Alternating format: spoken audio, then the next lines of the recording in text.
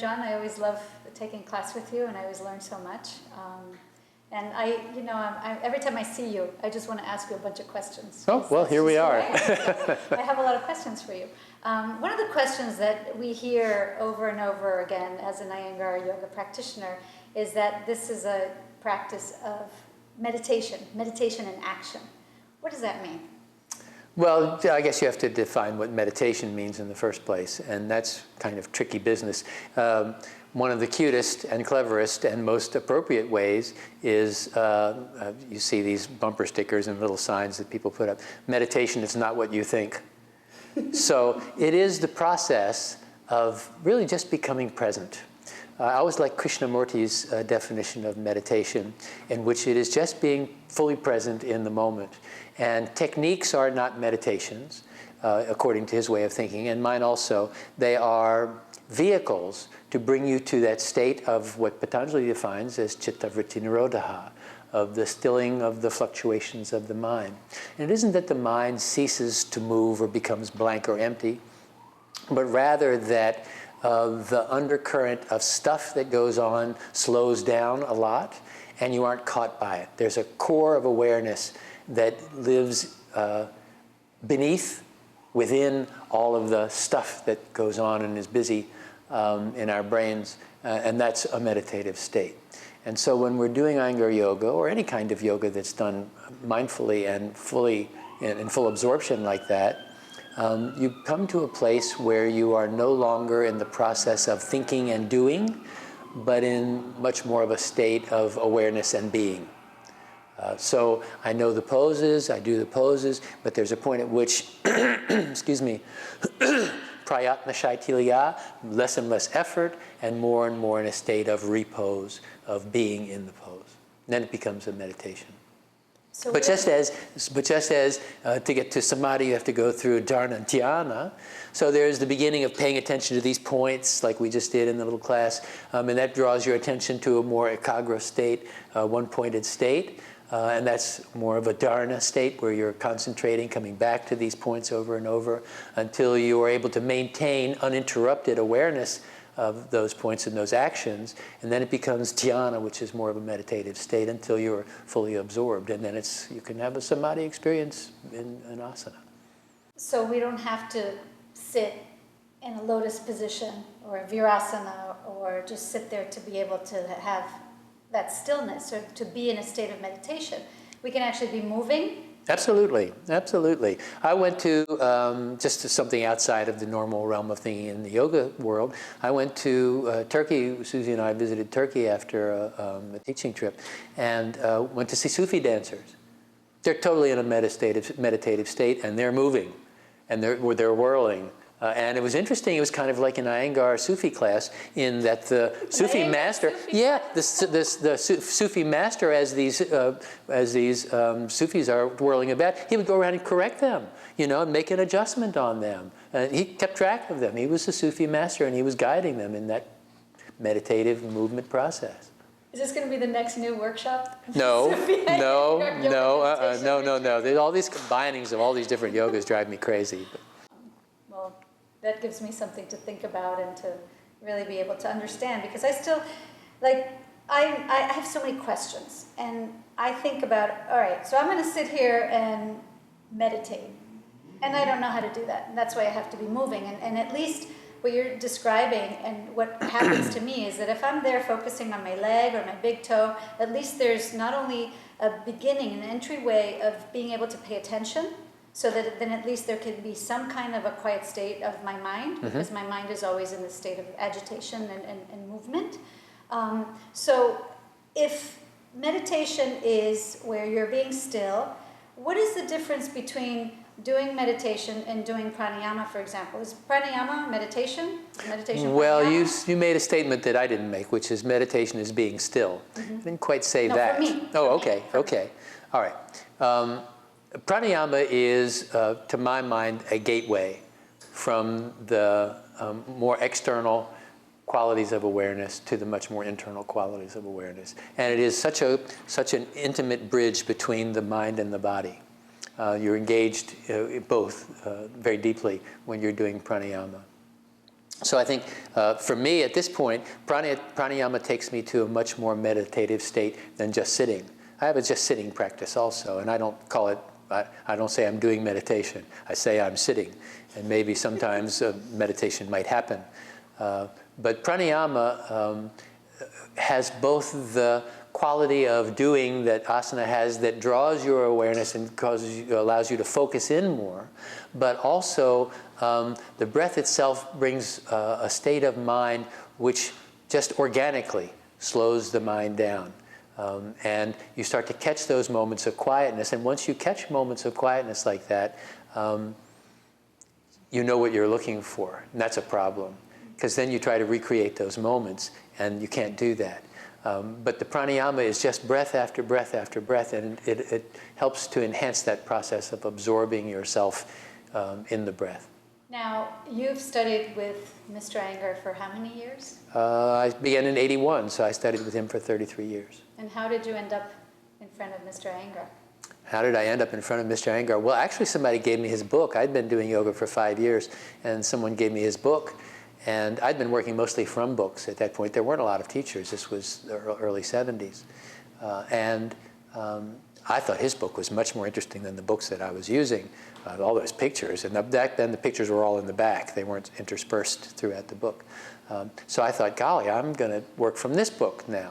So I'd been practicing hard for 5 years, and I could put my feet behind my head and do some of these snazzy-looking poses. So I thought, oh, there's a course, 3 courses in the back. I'll start with course 3. So, because I'd already been doing yoga, And so I started course 3, and I read through the asanas. I didn't know the Sanskrit. So I, looked at the pictures, and it wasn't laid out like it is now. You had to go to the picture, go back to the instruction, go back to the picture. They weren't all interspersed. So I worked my way through the first week of course 3. I forget what actual number week it is. And I thought, maybe I better go back to course 2. And I did that for a couple of days with course 2, and I thought there's only one way to do this, and that's start from the beginning. And I just started to work my way through the back of the book for the next 5 years until I met Victor von Koten, and I mentioned him in the little class we just did. And he so inspired me that I wrote a letter to Mr. Iyengar, and that was just toward the tail end of the days when you could write him a letter, and he'd write you back and say, there's an intensive in January of 1981, $250, make your own arrangements. $250? Yeah, that was it. Wow. 3 weeks. They were all 3-week intensives. So that's what I did. Tell me more. What happened when you got there? Well, I did yoga with BKS Iyengar. Actually, for the first week and a half of the 3-week intensive. Now, you have to remember, I came into yoga from a very hippie sort of orientation. Yoga was about consciousness. That's what I was into at the time. It was about loving, connectedness, unity. All that resonated with where I was. So I was very much into yoga. And one of the reasons that I didn't really want to go to BKS Iyengar to start with was he had a reputation of being fierce and not so peaceful and lovey, kind of, from what I heard. So I didn't have much interest. But Victor was such a sweet and loving person that I thought, here's one of his most intimate senior teachers. And this kind of person is drawn to Mr. Iyengar. There must be more than the stories I'm hearing. So I went. And I had a beard to here and hair below my shoulder blades. And you were a hippie. I was a hippie. And, well, you don't stop being a hippie. I'm just a little more undercover now. And I used to practice on a sheepskin because the texts say you're supposed to practice on a deer skin or a tiger skin. And they were a little hard to come by. But I could go to Pier 1 and buy a sheepskin. So I brought my sheepskin over to India with me. And fortunately, I ran into maybe the only person I knew there at that time, Marion Garfinkel, in the street on my way to the first class. She said, no, take that. Don't put that back in your room. Don't bring your sheepskin. So I was in my purple Speedo, and I went over and started the classes. And for the first week and a half, he paid almost no attention to me whatsoever. Why would he? Because he was paying attention to other people. Ah, okay. And I thought my poses were pretty good. So after a week and a half, I'm in, excuse me, Uttita Hasta Parangushtasana, foot up on the grate and holding a rope. And he comes over and he says, this fellow thinks he knows these poses so well. Look at him, his knee is bent, he's crooked here, he's dropping there. Whack, lift this up, whack, lift that up. And for the next week and a half, that's what it was. Pranayama. boom, kick in the back, relax. Oh, how do you relax getting kicked in the back? And so he just was relentless with me, every little thing, every little thing. And I would wake up in the mornings and go, oh my God, how much time do I have left to go through? I was like a prisoner in a cell. I was scratching days off the wall. And the yoga was so powerful, and he was so powerful, that after the day of yoga, morning class, and then some lunch and a nap, and then pranayama in the afternoons, I would feel fabulous. And I would sit up on the roof of my hotel, and the air was kind of polluted, so the sunsets were glorious through the pollution, and the breezes were blowing like here in Florida, palm trees, and parrots are flying over. And I was ready to spend the rest of my life in India. And I would wake up in the next morning and go, class with Iyengar, how many more days do I have? So I was a complete basket case by the end of the 3 weeks. I just went home, and I had it on my resume that I would study with B.K.S. Iyengar. I never had to do that again. So I went back and started to practice and started to teach, and I teach what I practice. My practice changed. My teaching changed.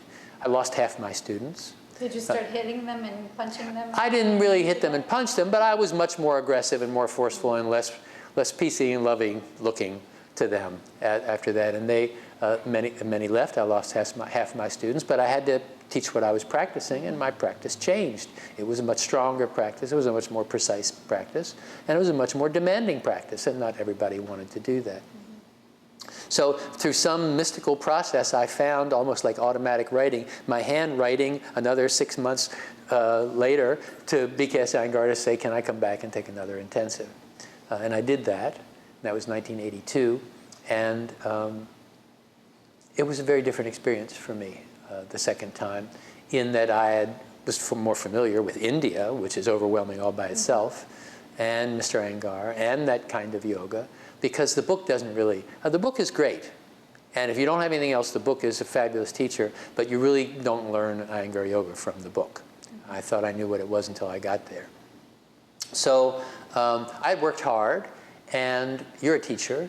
What is more rewarding than having a student who really responds to what you're teaching, works on it, improves, grows, lights up when you tell them something, they're excited by it? I was that kind of a student.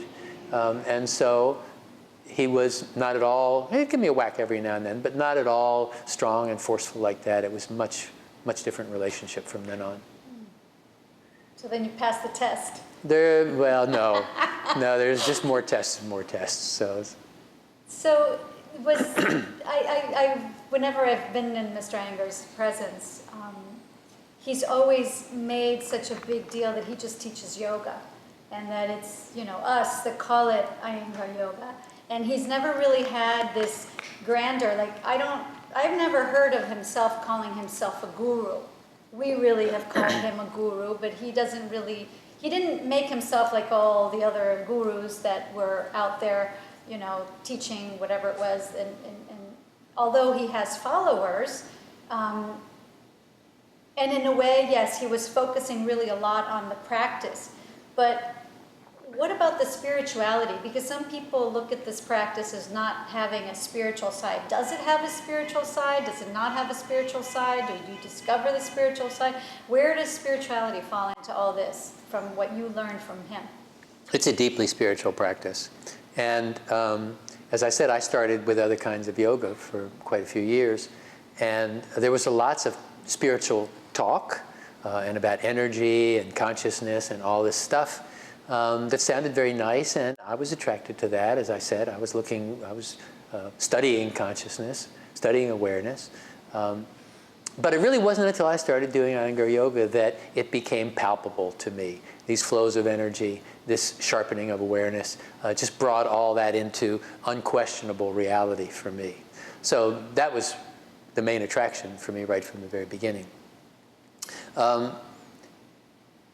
As I studied with Mr. Iyengar, and as he taught over those decades, his teaching became more overtly oriented to the spiritual and philosophical aspects of things. He began to speak much more in those terms. He never used the word energy when we first started studying with him, and it came more and more into being that he would use that term.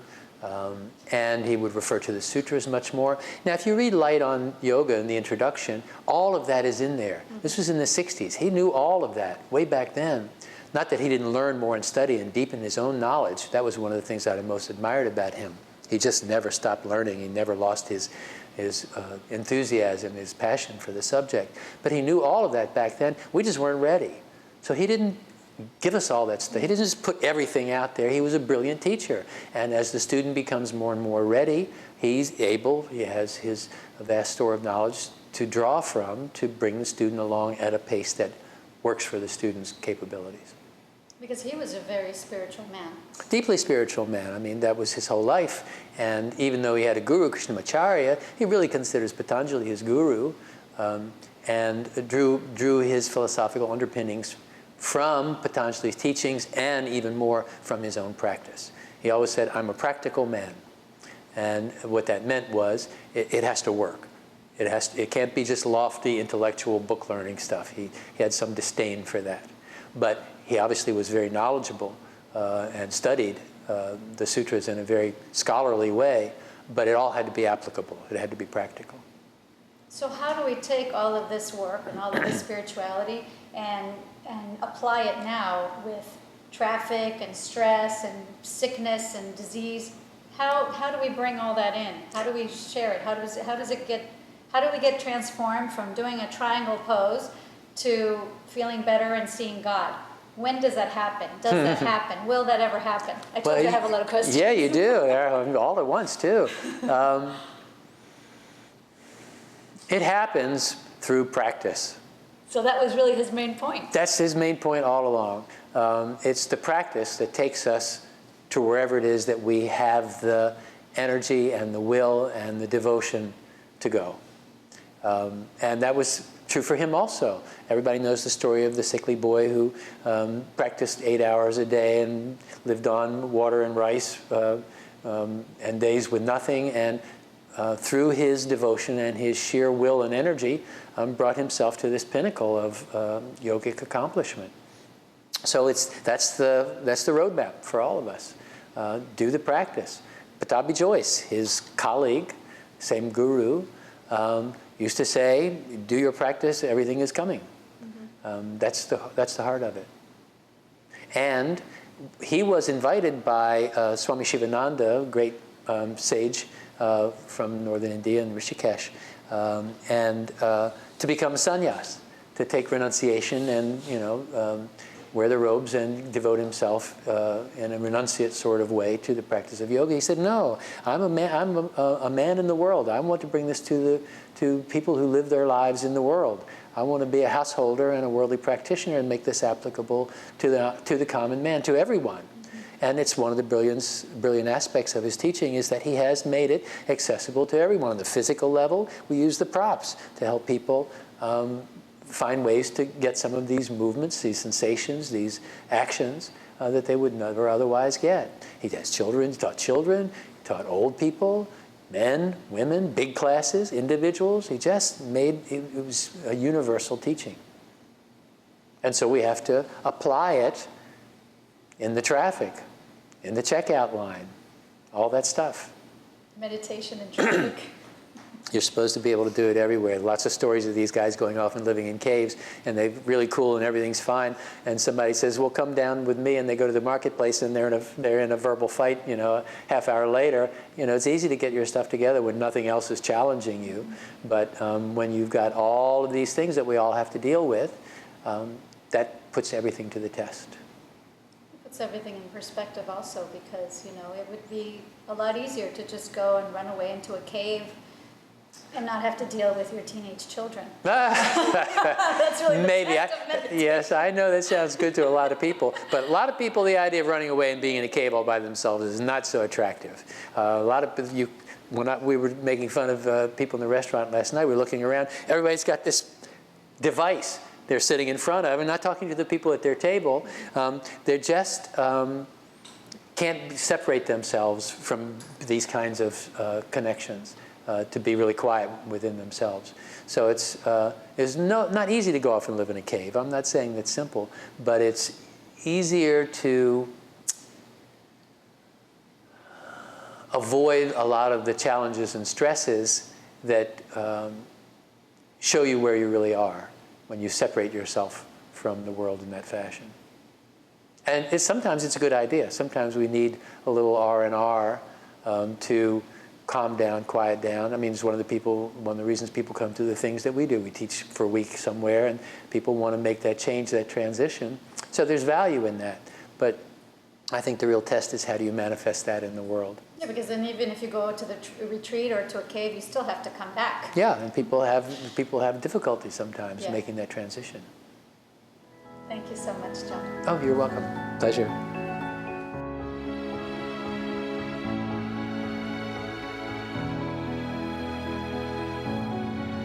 I take the left leg up, draw that leg back, keeping both buttock bones on the floor toward my ear. That's Karna Dhanurasana 1. 2 is to take the leg straight up from there. And back and in close to the ear. And then back toward the ear. And then back to the floor. Okay, ready? Your eyes are big. You do the best you can. Let's see what happens.